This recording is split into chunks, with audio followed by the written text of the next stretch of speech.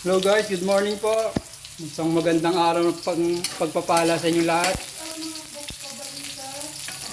Nagluluto po tayo ng adobong paa. Tuturuan ko kayo ng paano pasarapin. Ganito ang technique niyan. Na kailangan mahina lang apoy mga idol. Yan. Igisa po yung sibuyas bawang.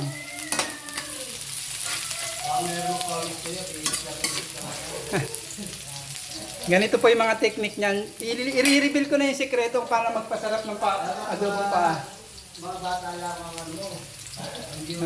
Tapos isusunod niyo po yung paa. Ayan pong paa, inilaga ko na para malambot. Naku, hindi natanggal ang kuko. Brad. Tangin na yan, hindi natanggal ng kuko. Pwede na yan, tatanggalin na lang ang pagkain. Wala, nailagay ko na eh. Babas ka ng mga...